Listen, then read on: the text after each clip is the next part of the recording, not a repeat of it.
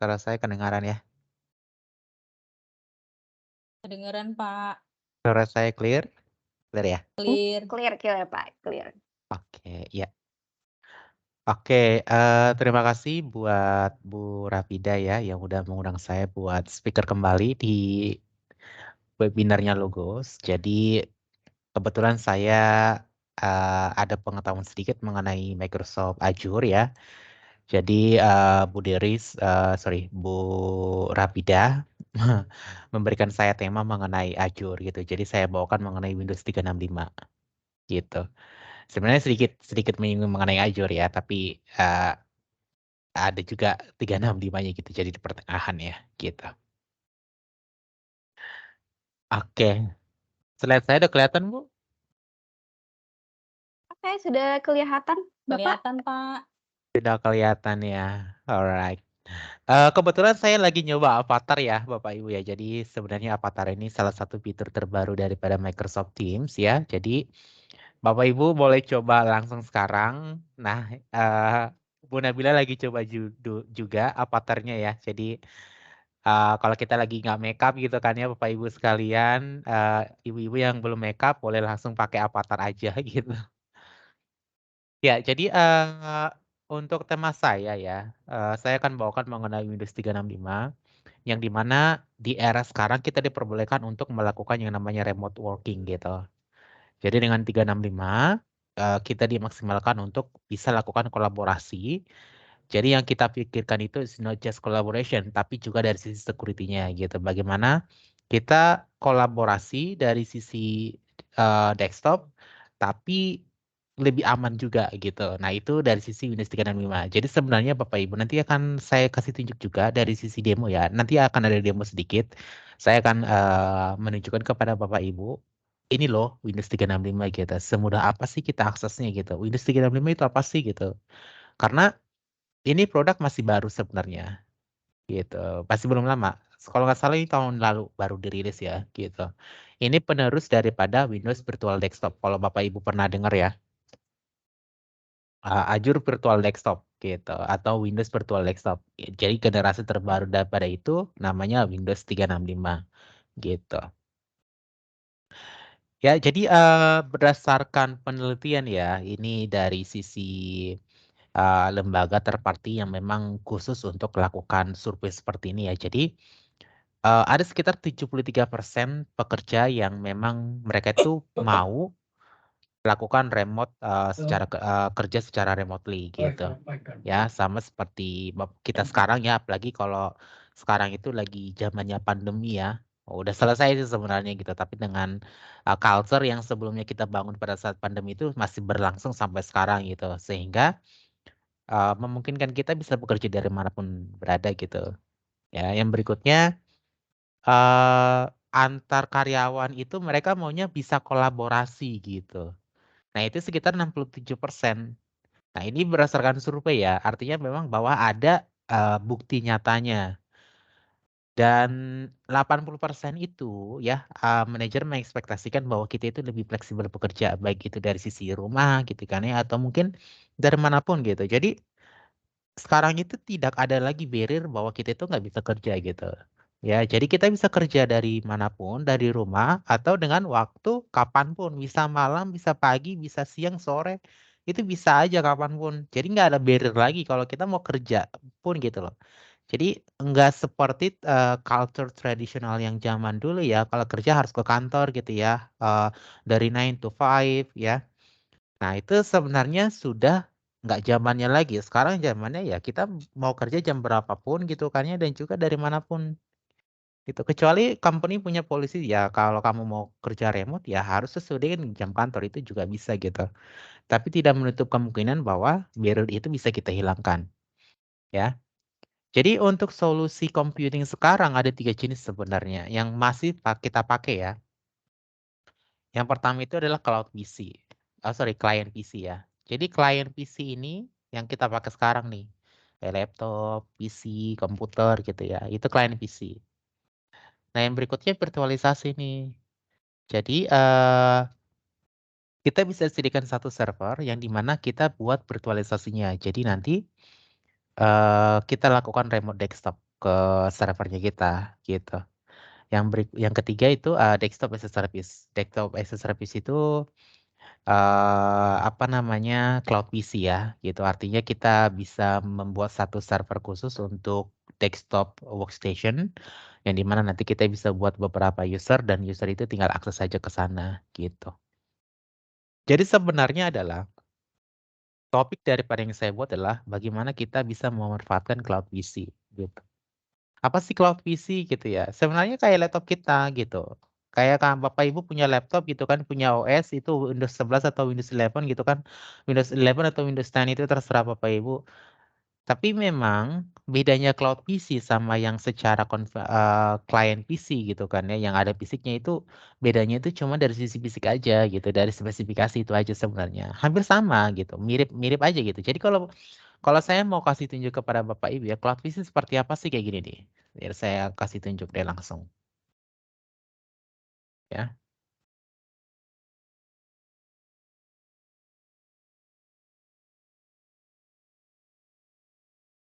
Nah, ini cloud PC nih Bapak Ibu nih. Jadi sekarang 365 itu, Windows 365 itu namanya Windows Cloud PC Microsoft itu namanya Windows 365.microsoft.com. Ya, jadi ini cloud PC. Jadi di sini kita tahu bentuknya seperti ini Bapak Ibu. Kalau Bapak Ibu lihat ya.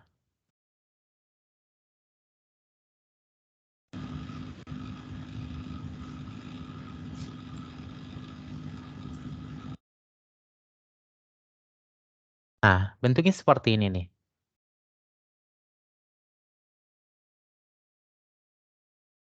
Sebentar.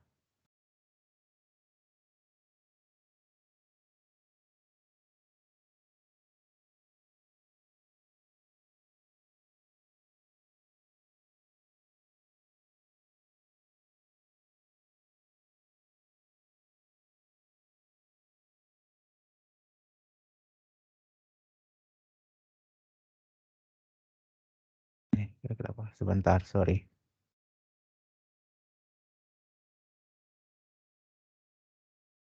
Biar Bapak Ibu ada bayangan cloud PC itu seperti apa gitu.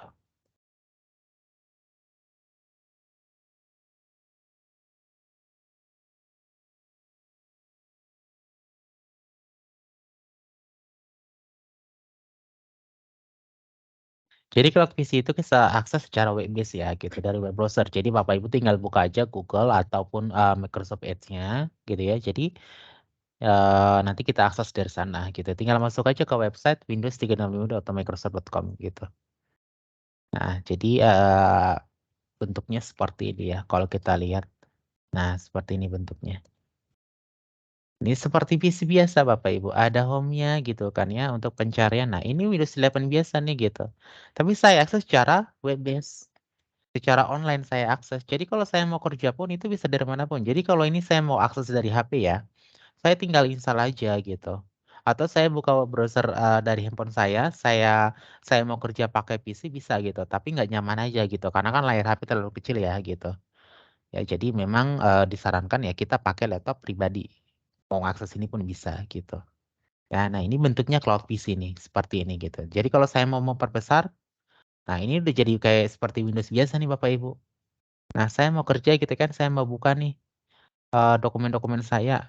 Nah, langsung bisa Bapak Ibu. Atau saya mau buka aplikasi apapun di sini ya, itu juga bisa. Tinggal double klik aja nih konto invoicing tentunya. Nah, ini bentuknya cloud PC. Jadi sampai ke sekarang itu adalah zamannya bagaimana sometimes company itu akan repot untuk menyediakan hardware baru untuk new new new employee gitu loh. Artinya, contohnya, ada beberapa customer kami yang memang udah melakukan Windows 365 ya, gitu. Dan sometimes mereka itu terlalu repot, mereka tuh nggak mau repot-repot lagi gitu loh, beli hardware baru untuk karyawan baru. Jadi mereka itu biasanya, ya udah kamu pakai laptop kamu, tapi nanti kita akan sediakan satu cloud PC yang di mana cloud PC itu yang kamu pakai untuk kerja gitu loh. Jadi, laptop personal dipakai untuk akses, cloud PC-nya gitu loh, Pak, Bu, gitu. Jadi seperti saya nih, saya punya laptop, klien gitu kan ya, laptop yang ada fisiknya, terus nanti cloud PC-nya saya akses menggunakan web browser. Jadi kalau mau kerja langsung pakai itu aja gitu. Jadi sebenarnya dari sisi company nggak menyediakan infrastruktur lagi, tinggal pesan aja cloud PC dengan spesifikasi tertentu gitu ya. Nanti mereka tinggal pakai aja gitu. Nah, pemanfaatannya juga sama ya. Jadi tinggal GUI-nya juga sama persis sih kalau saya lihat ya, untuk Windows 11 gitu. Nggak ada beda sebenarnya gitu. Bedanya cuman how to access-nya aja caranya gitu. Itu Cloud PC. Jadi dalamnya Cloud PC itu ada beberapa yang bisa kita kategorisasikan ya. Gitu. Karena saya bilang tadi bahwa itu memang sangat identik dengan yang namanya client PC ya, seperti yang kita pakai sekarang kayak laptop ya. Jadi dalam itu ada compute-nya gitu. Berapa RAM ya. Hard disk-nya itu berapa giga gitu. Nah, itu kita define dulu gitu. Saya contoh ini, saya mau yang spesifikasi 8 GB RAM dan juga 2516 252 256 GB hard disk ya gitu. Nah, itu juga bisa kita define di sini gitu. Ada katalognya nanti Bapak Ibu. Memang nggak sembarangan ya compute-nya ini gitu. Storage-nya gitu ya. Storage-nya apakah 1 tera itu terserah kita. Settingannya juga sama. Aplikasinya juga kita bisa install di sana ya. Sama konten kalau kita mau masukkan file ke sana juga sama gitu. Sama seperti laptop biasa gitu. Security-nya aja sih Bapak Ibu yang lebih aman gitu. Kenapa saya bilang lebih aman? Karena pada saat kita akses cloud PC dari web browser ya, itu pakai HTTPS ya, pakai HTTPS. Jadi memang apa namanya menggunakan encryption ya dari sisi protokol. Jadi memang itu lebih secure gitu. Walaupun itu jenisnya cloud secara publik kita bisa akses gitu. Ya. Oke. Jadi untuk cloud PC ini sebenarnya ya bisa running di beberapa platform ya. Jadi kalau kita lihat di sini bahwa memang cloud PC ini bisa running, bisa kita akses menggunakan laptop, bisa juga menggunakan iPad ya, bisa juga menggunakan mobile gitu. Kalau nggak salah itu ada juga, kalau nggak salah ada klien mobilenya ya gitu. Klien mobilenya I'm not sure ya, tapi setahu saya sih ada gitu. Kalau memang nggak ada klien mobile ya, kita bisa akses dari web browsernya kita yang ada di mobile gitu. Tapi memang kurang nyaman aja karena dari sisi layar kan lebih kecil ya gitu. Kalau bisa sih seukuran iPad aja yang 13 inci kalau nggak 11 inci gitu. Ya, jadi biasanya cloud PC itu diakses lebih nyaman menggunakan iPad sama yang laptop ya. Kalau HP sih kecil ya gitu. Saya rasa itu nggak akan nyaman ya. Nah, jadi untuk yang cloud PC tadi ya yang saya jelaskan memang ini dikhususkan untuk hybrid workspace ya gitu. Jadi memang kalau memang ada beberapa apa namanya beberapa kerjaan kita yang memang memungkinkan kita untuk bekerja secara online sih baiknya kita bisa menggunakan cloud PC gitu ya. Apalagi contohnya ini kayak cocoknya ini sih buat kalau pikiran saya ya rekomendasi saya ini cocoknya buat seperti developer ya, bisa juga content creator ya. Sometimes kan kita nih sekarang itu anak muda itu lebih condong untuk sebagai konten kreator ya, karena memang mereka itu lihat itu kesempatan di dunia digital gitu. Nah, sometimes mereka itu terhalang yang namanya editing video gitu. Karena editing video itu membutuhkan spesifikasi yang tinggi gitu. Sometimes kita terbatasnya dengan itu. Jadi daripada kita beli hardware baru, mending sewa aja gitu. Kenapa saya bilang sewa? Karena sewaktu-waktu itu cloud PC nggak saya pakai, itu bisa saya matiin gitu. Ya, jadi saya mau pakai cuma sebulan ya udah, pakai sebulan, sewa sebulan, selesai nggak bayar lagi gitu, cuman pakai sebulan gitu. Ya, jadi intinya kita lakukan sewa. Jadi kita mau cut off pun kapan pun itu kita cut off itu bisa. Jadi eh jadi kalau pikiran saya seperti itu ya. Jadi saya menganggapnya bahwa kalau memang ini PC saya mau gunakan cuman periode waktu tertentu ya udah saya nyewa aja gitu daripada saya harus beli gitu kan ya. Tapi belum tentu cocok dengan kebutuhannya saya gitu. Jadi, ada baiknya gitu kan ya kalau memang, Bapak Ibu mau kerja secara remotely gitu kan ya dan juga, Bapak Ibu, dari sisi spesifikasi ataupun performance daripada laptop yang digunakan itu kurang, nah baiknya itu menggunakan cloud PC aja langsung gitu. Jadi kita tinggal pesan dengan berapa core, RAM-nya berapa gitu kan ya, dan juga nanti hard disk-nya berapa, nanti kita tinggal akses saja gitu, karena dari sisi proses deployment itu sangat cepat gitu, ya. Oke, jadi kenapa Cloud PC ini sangat disukai oleh orang ya gitu. Jadi yang pertama itu adalah kita bisa lakukan stream dari berbagai device gitu loh. Jadi device itu bisa apapun ya gitu ya. Yang berikutnya ini up to date ya gitu. Kenapa saya bilang up to date? Karena memang dia itu cloud based. Dia itu dimanage oleh Microsoft. Dari sisi updatean, hardware segala macam itu mereka yang update gitu. Security juga mereka yang akan ngurusin ya. Yang juga personal dan juga familiar. Kenapa saya bilang personal familiar ya? Karena memang dari sisi bentuknya, GUI-nya itu sama seperti kita punya laptop personal gitu. Jadi nggak ada bedanya sama sekali. Jadi kalau kita lihat di sini ya, jadi kalau seandainya saya buat seperti ini nih, saya buat seperti ini nih. Orang nggak tahu kalau seandainya saya pakai cloud PC atau enggak gitu. Karena memang hampir sama seperti desktop, nggak ada bedanya gitu. Ya, jadi makanya dibilang familiar. Kenapa? Karena memang ya dari sisi bentuk ya, GUI bentuk tampilannya itu sama seperti kita punya laptop biasa gitu. Jadi kalau contohnya di awal saya buka PPT saya di sini terus saya share gitu kan ya. Bapak Ibu pasti nggak nyadar gitu bahwa saya itu pakai Cloud PC sebelumnya gitu. Nah, karena kebetulan gitu kan ya saya langsung buka dari sini baru saya infokan gitu Bapak Ibu. Jadi memang dari sisi GUI itu lebih familiar ya gitu. Jadi nggak ada beda sebenarnya gitu. Gitu ya.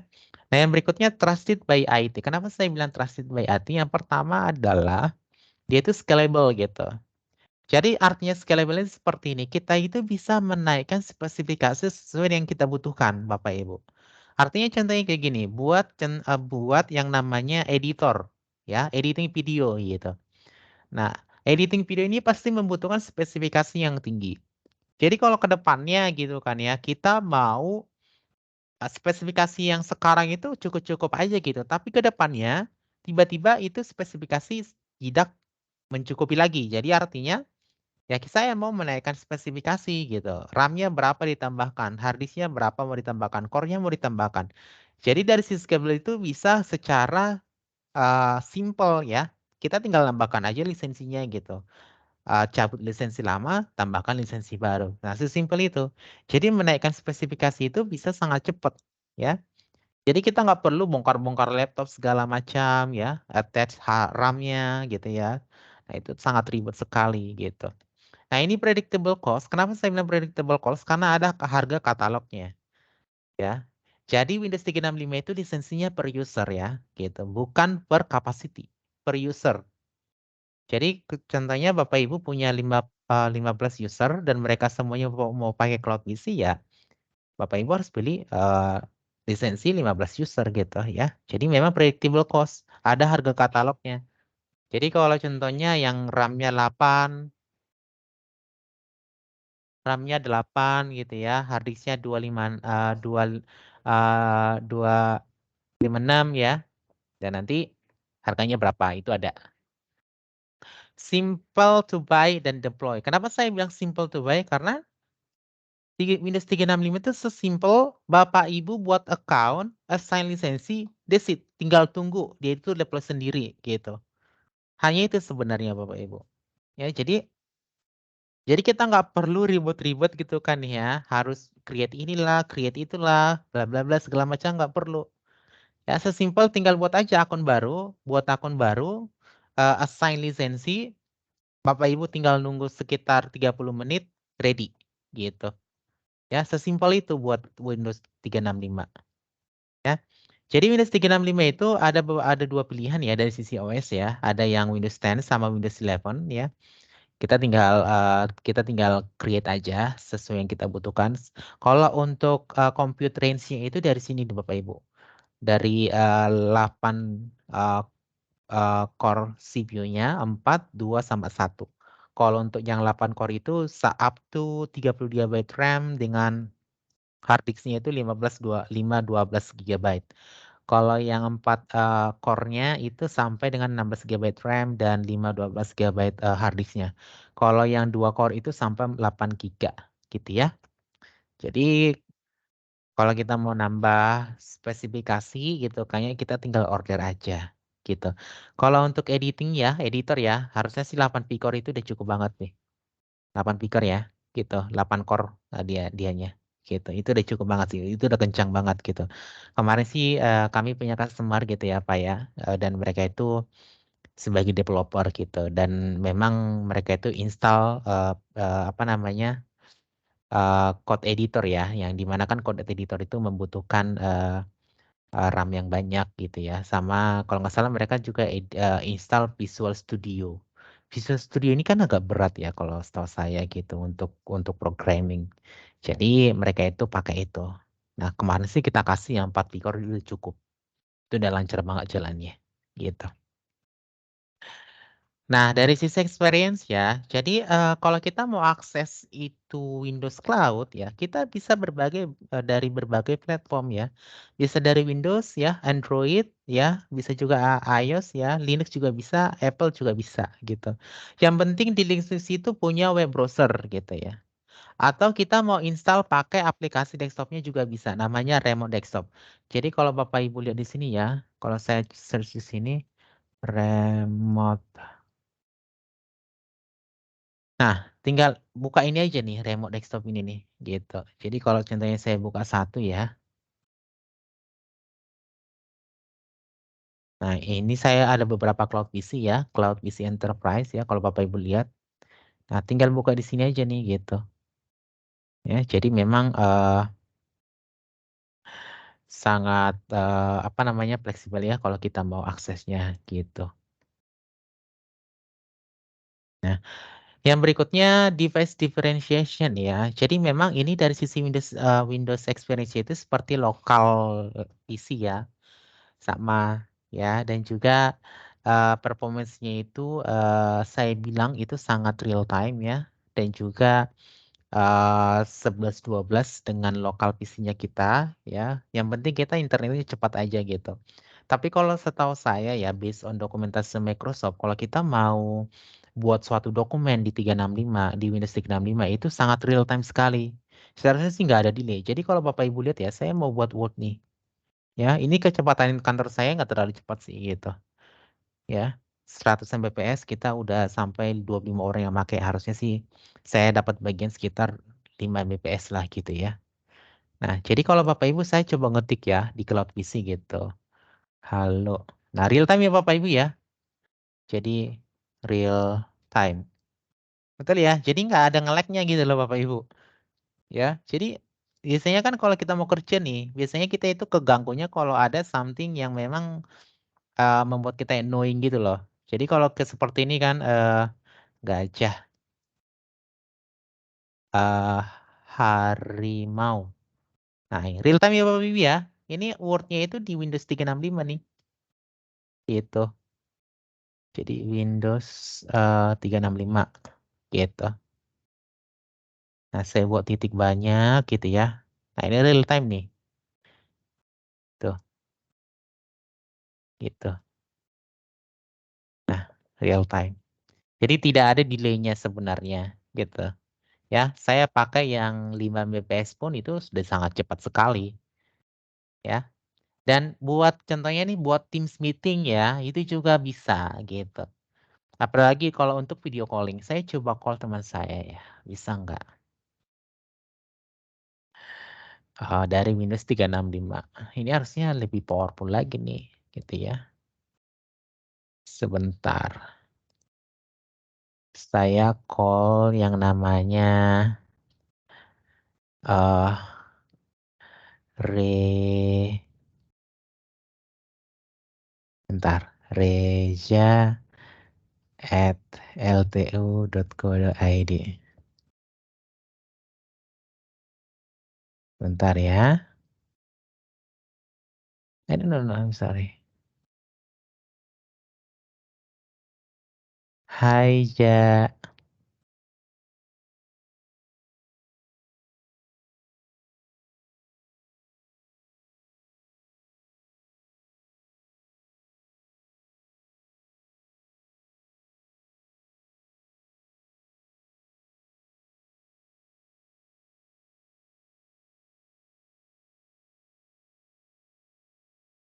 Nah, bisa ya. Jadi contohnya ini saya mau call dia gitu loh. Nah, di allow aja gitu. Nah, kebetulan ini ada Windows firewall-nya ya. Nah, muncul dia. Nah, ada suaranya ya. Gitu. Hai. Oke. Nah, ini kebetulan ini buat account adminnya. Saya agak lupa account adminnya. Gitu. Ya. Jadi kalau kebetulan nggak bisa videonya. Gitu. Jadi memang ini bisa ya. Jadi untuk yang namanya video call ya, untuk akses email ya, buat aplikasi-aplikasi juga bisa gitu. Itu salah satu capability daripada si Windows 365 gitu ya. Jadi untuk security-nya kan salah satu yang paling penting itu security biasanya gitu ya. Jadi kalau kita berbicara mengenai security ya, security itu kita akan dari sisi akun itu kita mengandalkan yang namanya Azure Active Directory. Itu yang kita andalkan gitu. Jadi Azure Active Directory ini apa namanya punya capability yang dimana kita bisa mengkonfigurasikan ya, bisa mengkonfigurasikan seperti apa akunnya kita gitu. Baik dari sisi kekuatan password gitu kan ya, baik itu kita juga enable MFA dua kali authentication gitu ya. Nah, itu kita bisa mendapatkan dari sisi Azure Active Directory.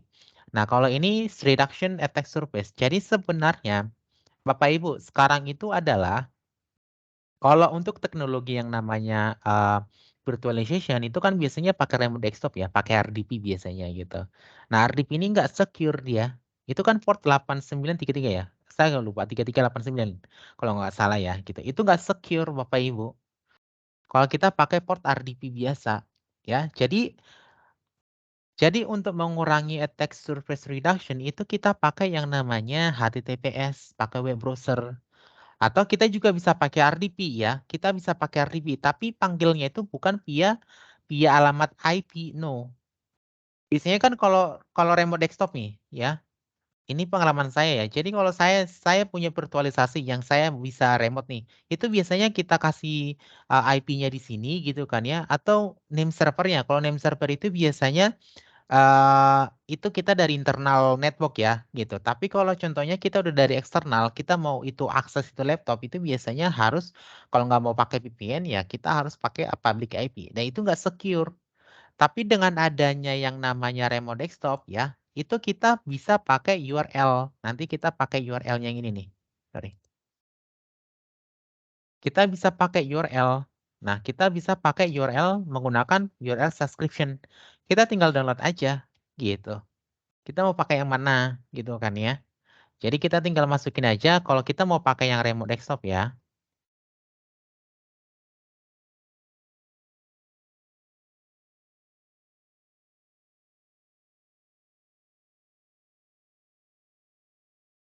Nah, ini remote desktop nih.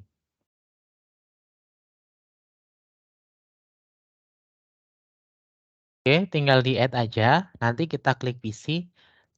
Nah, ini kan PC nih ya, IP address atau name-nya segala macam gitu. Tapi kalau kita mau buat workspace ya, kita tinggal URL aja. Nih saya coba ya URL-nya gitu loh. Saya mau ambil dulu.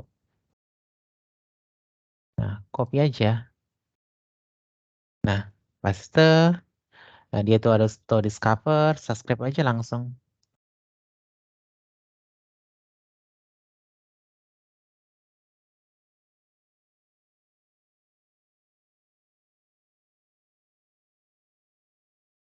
Oke,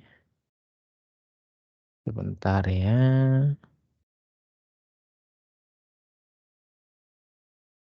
Oke, ini sebentar.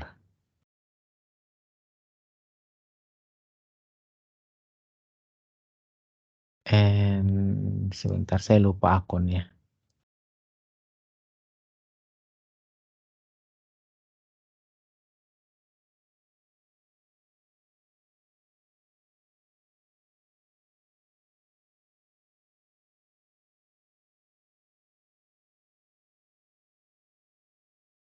Oh, sorry, sorry.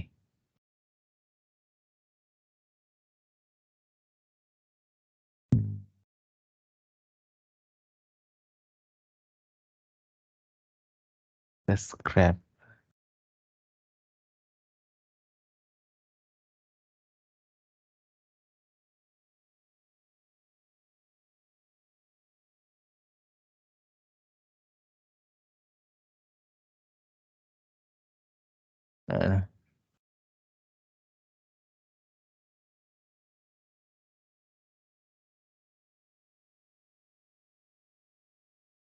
Nah, ini subscribe ya, sebentar. Lagi refresh ya.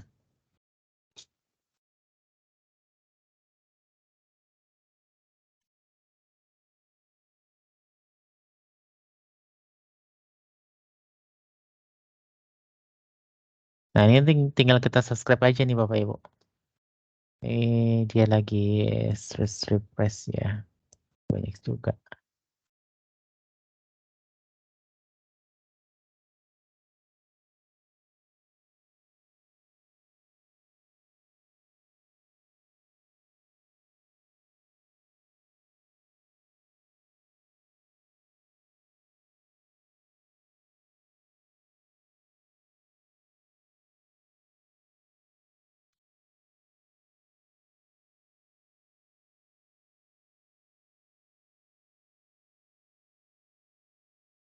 Nah, subscribe ya.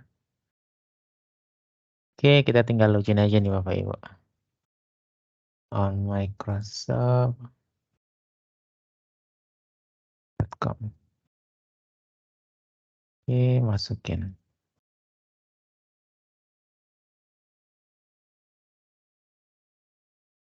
Nah, dia login.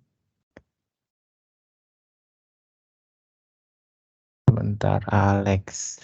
Mana dia? Nah, ini dia Alex ya. Kelihatan, tinggal klik aja.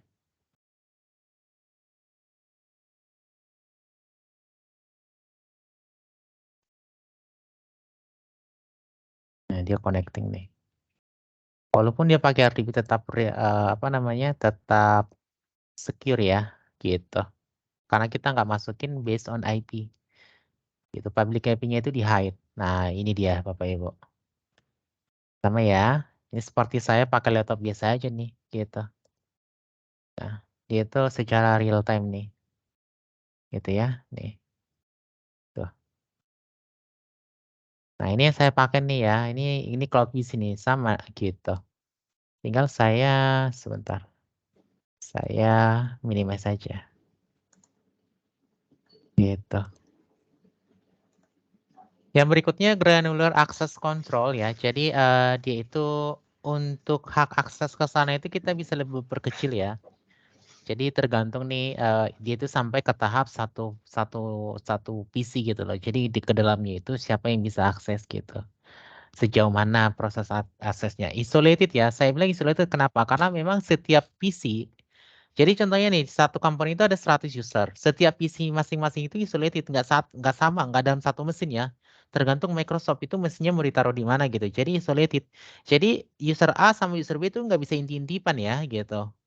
Gitu. Karena memang dia itu isolated. Jadi Microsoft itu nggak buat dalam satu server, tapi dibagi-bagi ke 10 orang, nggak kayak gitu. Jadi Microsoft yang akan tentukan di mana lokasi servernya per user gitu loh, di mana lokasi per ini gitu. Jadi memang tergantung daripada si Microsoft-nya. Jadi dibilang bahwa dia itu isolated. Jadi user A sama user B itu nggak bisa ngintip-ngintipin masing-masing PC-nya gitu, nggak bisa. Ya.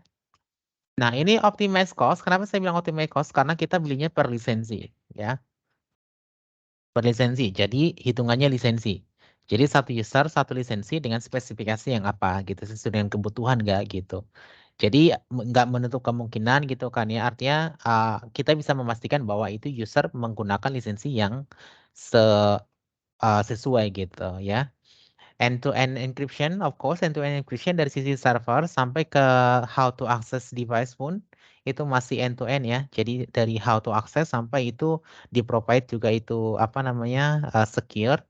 Yang berikutnya dia itu modern remote experience. Kenapa saya bilang modern? Karena memang tidak ada beda dari sisi GUI ya. Kita sama-sama seperti kita punya laptop pribadi ya.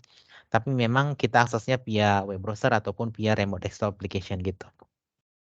Simplify manajemen juga, kita nggak perlu ribet-ribet lah untuk ngurusin server segala macam gitu. Jadi kalau untuk edisi daripada Windows 365 ada jenisnya yang enterprise sama yang bisnis gitu. Dari sisi harga pasti beda ya keduanya gitu.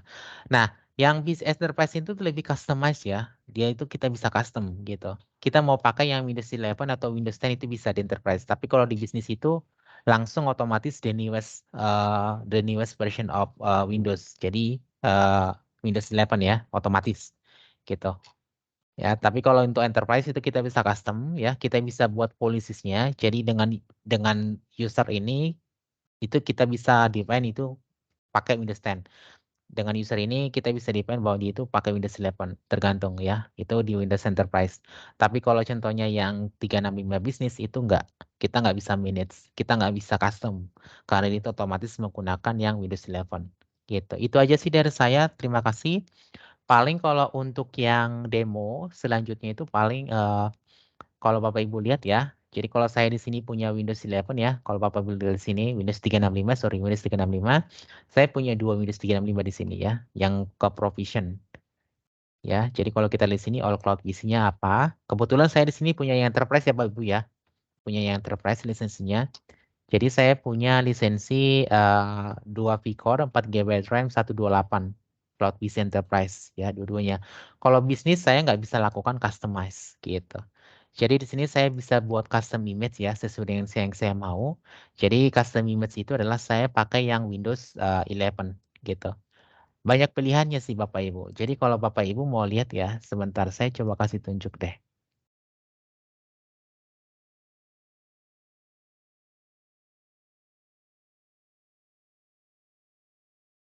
Nah, pilihannya banyak gitu. Nah, ini yang bisa kita custom nih.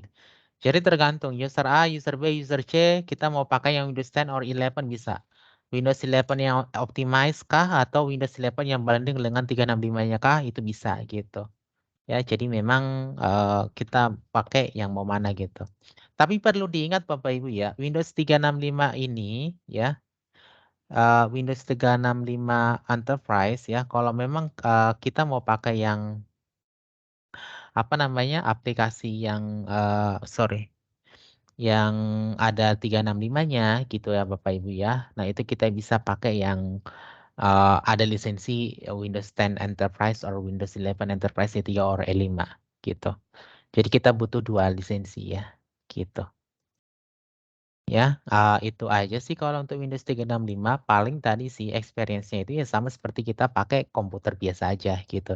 Jadi kalau Bapak Ibu mau ada penggantian laptop ya daripada mau capek-capek gitu kan ya, mau beli laptop baru, manage itu lagi repot ya mending pakai Cloud PC aja gitu.